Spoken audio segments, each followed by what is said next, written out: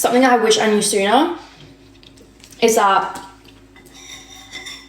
carbs don't make you gain weight inherently by themselves.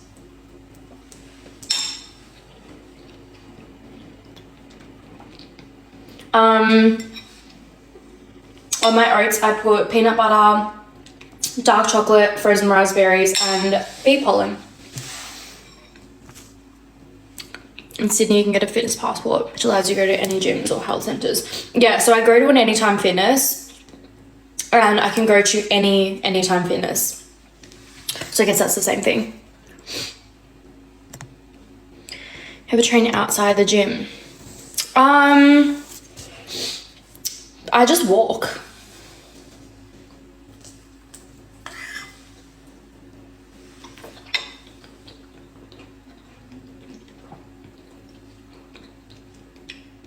Or do you mean like any gym, any gym? How do they make that work?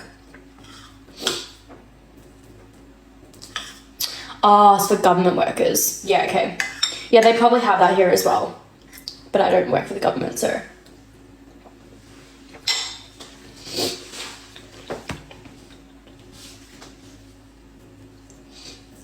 Government perks.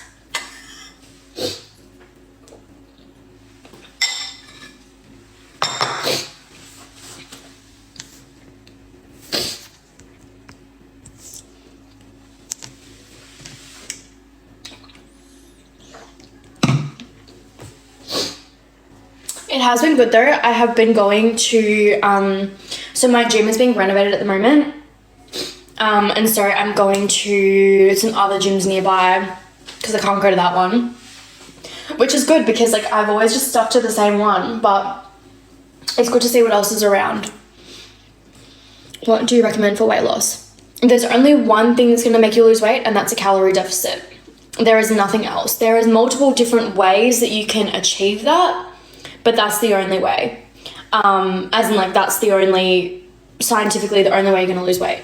There are a lot of different like diets, but people get it confused because it can sound very overcomplicated when people are like, oh, I tried this diet, no, I tried this diet, I tried this diet. All these different diets are just different ways of making you eat less calories. And similar to the keto diet, right? I don't think the keto diet is magic. I think people lose weight on the keto diet because when you restrict that many food groups, then you've got less choices, and therefore you're less likely to overeat because you're just so limited in your choices. But I think carbs are really important. It's not just I think, like the fact is carbs are really important. So I don't think the keto diet is appropriate for someone that's just wanting to lose weight because the keto diet was actually designed initially for people with epilepsy. It had a whole different purpose, and the side effect of it was that people lost weight as well because they were just in a calorie deficit. Wow, 12 kilos, that's amazing. Good work. Yeah, change in atmosphere is good. So how do you do a calorie deficit diet? How do you start? Essentially, you have to figure out what your maintenance calories are. And there's actually a link in my bio to the website where you can calculate that. It's called TDEE. And then you want to be eating less calories than that. And the way you can do that is through tracking your food, weighing your food, putting it in on an app. I lost 42 kilos from keto. Yeah, so essentially you were in a calorie deficit, which led you to lose 42 kilos. So when you cut out all carbs from your diet, you have less choices in terms of food. So you're very likely to be eating less calories over that period of time because you're so restricted in what you can eat. You can't eat bread, you can't eat pasta, you can't eat rice, you can't eat like most fruit, a lot of starchy veggies.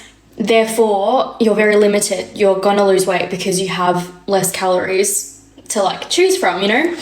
But yeah, people do lose weight from keto, but what I'm saying is it's not because they're not eating carbs, it's because they're eating less calories.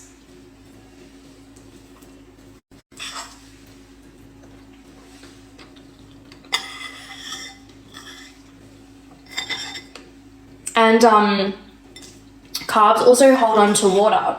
So when people drastically reduce their carb intake, they'll notice a very quick drop on the scale because they are losing all the water that carbs retain.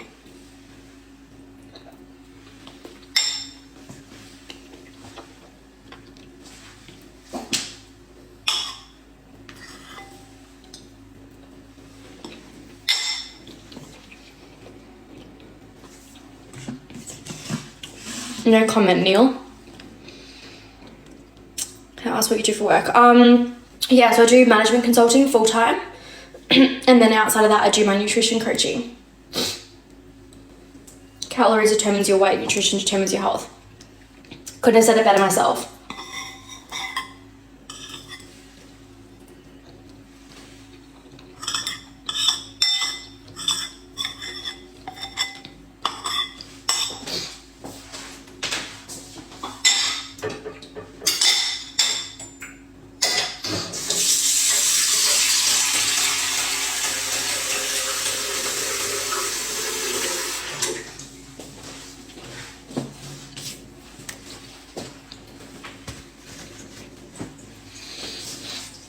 Anyway, guys, I'm gonna hang around for another like 10 or so minutes.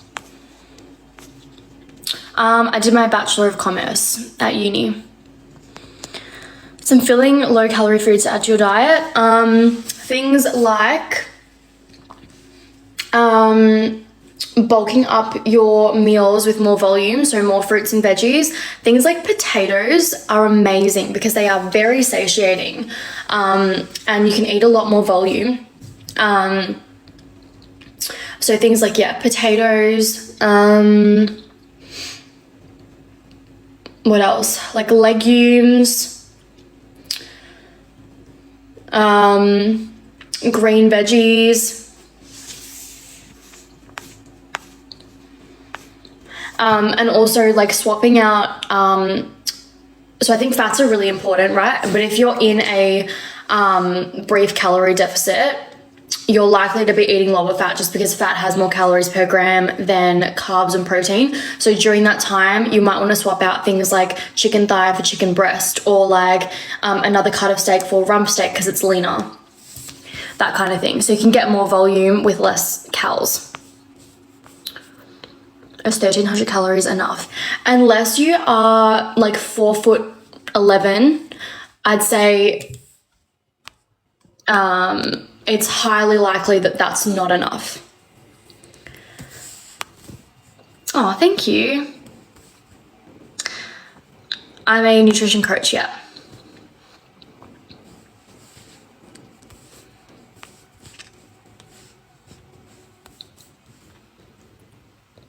I'm also on like 11%